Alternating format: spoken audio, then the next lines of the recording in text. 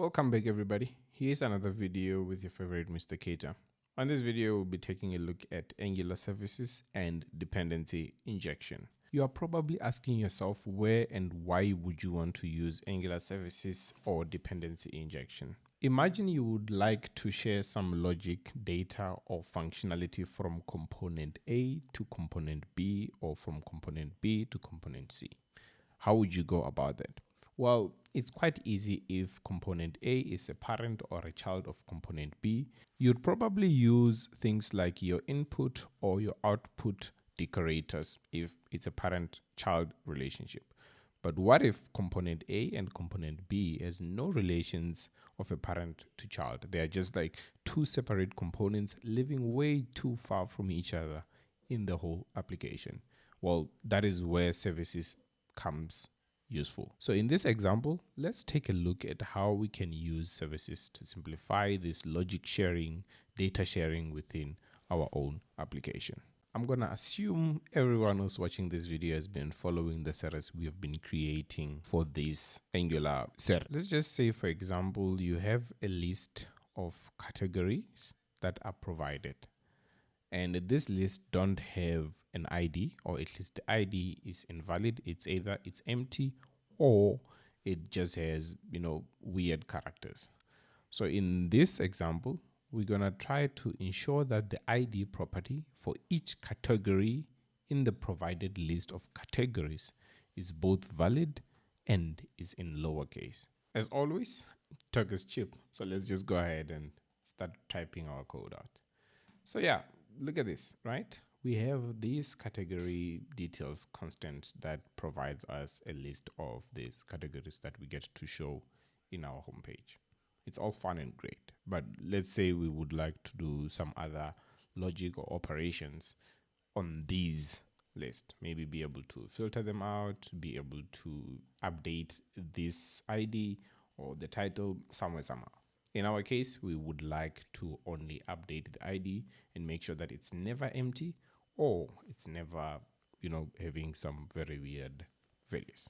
One way would just be to go ahead and add a class, let's say that we call category.ts.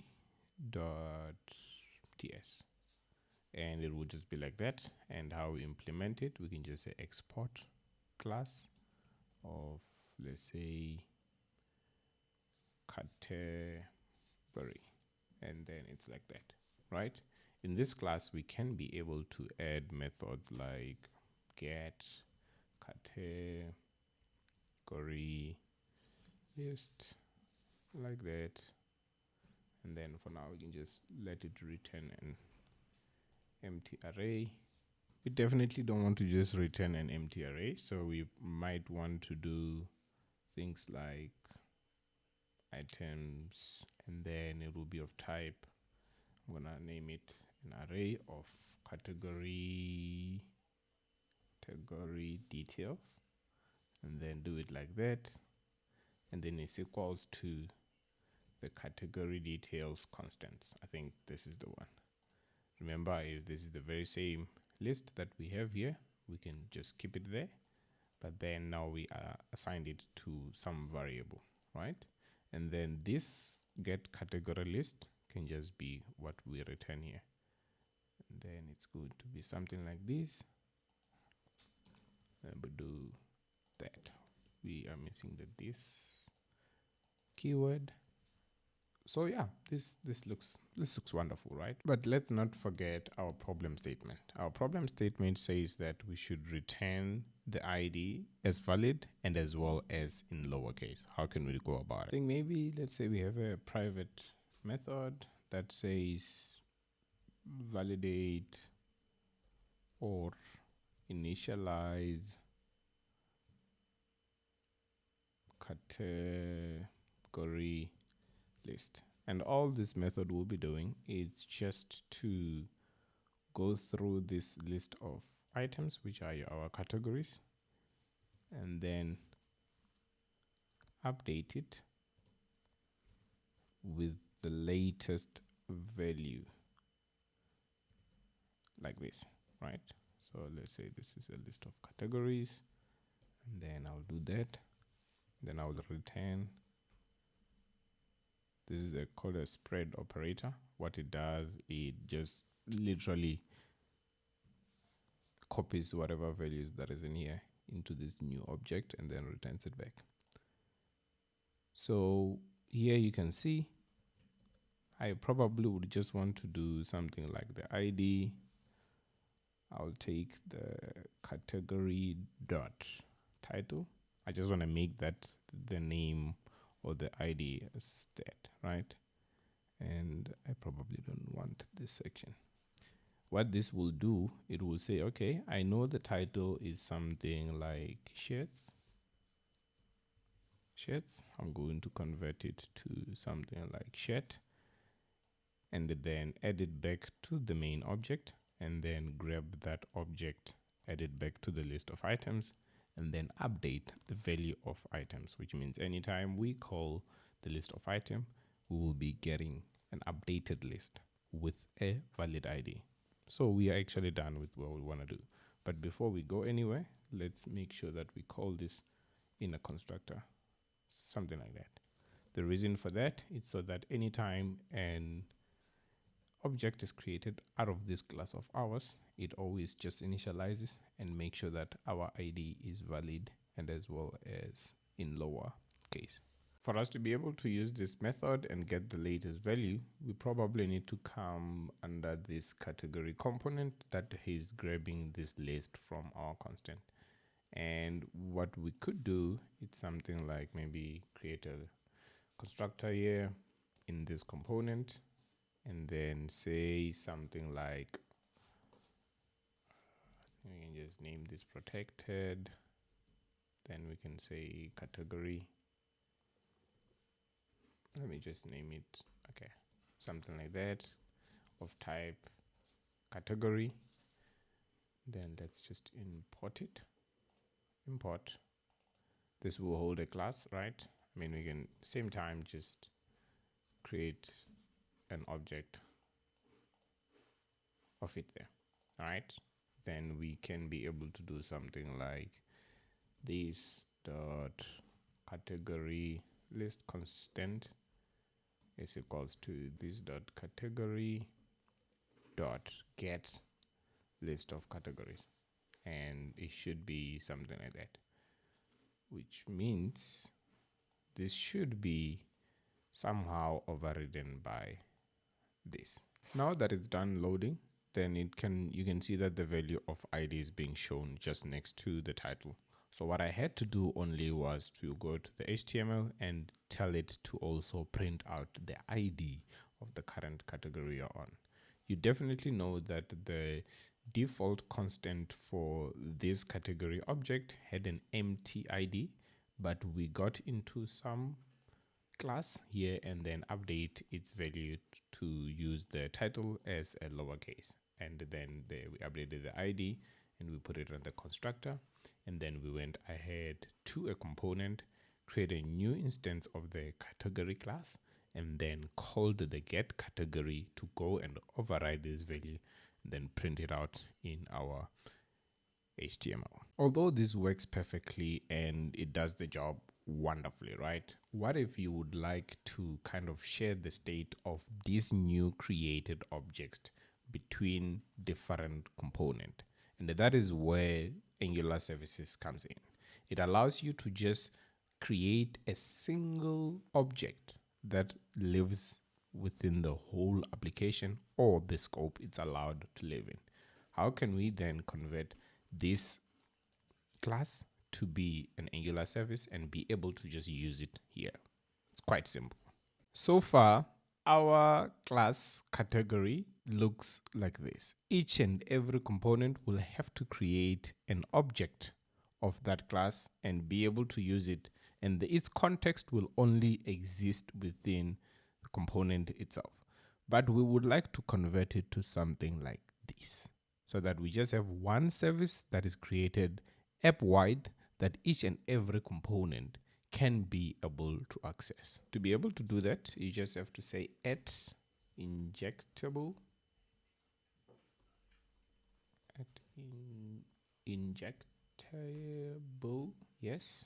And then you do the opening bracket, you do curly brackets and type in provided in. This provided in root means that our service that we're going to create is available application wide.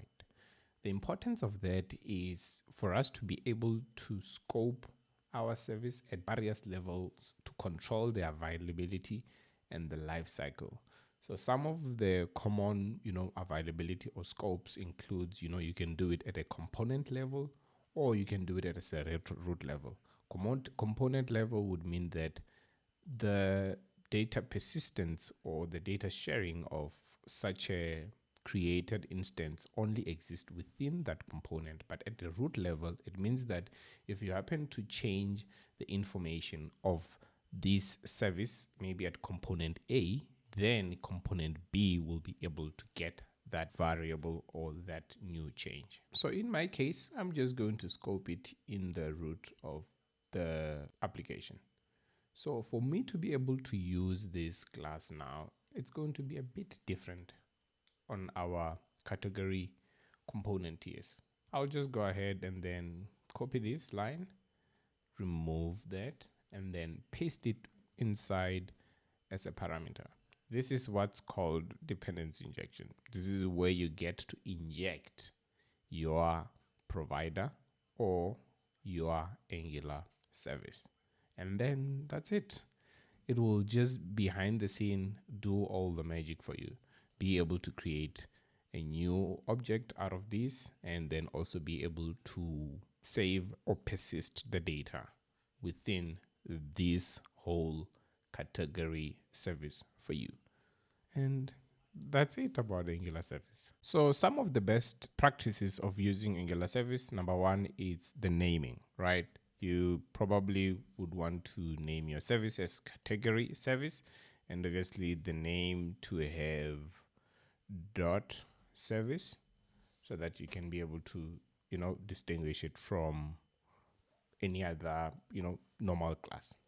And again, just make sure obviously wherever you used it, you named it service. I'm gonna do something like that. And that way, this is way much cleaner. Number two is to be able to kind of decouple your service from the main Angular code. How to do it? It's just introduce a new interface .ts that will have something like export interface I category service, and then we'll be having something like that. I'm just going to add this onto this interface, then it should be like that. Don't forget to input your category details, as it's going to be required. And then you just make sure that your service implements that interface. Import it as well. And then the third step is to make sure that we can move this injectable away from this class. The importance of this is in case we want to move this class to a React app or to a Vue app or just a general TypeScript app, then it won't be too dependent onto this, injectable. How can we do that? The way we can do it is just create a new file. I'm gonna call it category.provider.ts. And all this is going to have it's some class called category service provider, and it's going to extend the category service that we have up there. You'll see what's going to happen now, right? And it means that now we've got the power to just remove that and then move it to the provider. The quick fix, do that 100%. And you will definitely get this error to say, hey, there's some service that is not really known and all those kind of things. You probably just need to change the name here to be the provider, because it's actually looking for something that has this at injectable decorator. And that should work, right? So you're asking yourself, why did we even add this interface?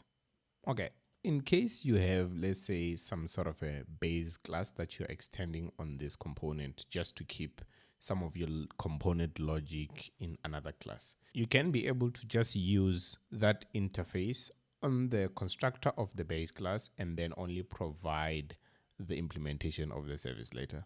Well, that's a whole new different topic. If you want to dive more into it, well, just say it on the comments and then I'll definitely take a look at an example of us doing that. The last one being the scope of your provider. A provider can be scoped to a specific component and its child component. How to change this one is we can just go ahead and remove that and then make sure that we copy its name, add a newer property inside that component attribute, and we do something like that. Then this means that only this component has access to use this instance of this service and its children's. But if we want to keep it at an application wide, well, we still keep our provided in root tag. So just a quick recap of what we covered in this video. We explained that Angular services are a singleton object that provide a way to share data, functionality, and logic across different parts of an Angular application. They can typically be used for things like the business logic, data sharing, HTTP request, and as well as utility functions. Some of the key features includes things like singleton by default, which means it only creates a single object that can be shared amongst a couple of components, and as well as being able to do dependency injection, which is what we explored when we were injecting that service in the constructor of a component. And as well as they do help with encapsulation. So these are the services, helps in encapsulating the business logic and keeping it separate from the presentation logic of your Angular app. Otherwise, for the next video, we're going to take a look at routing and navigation in Angular in depth. Otherwise, Cheers.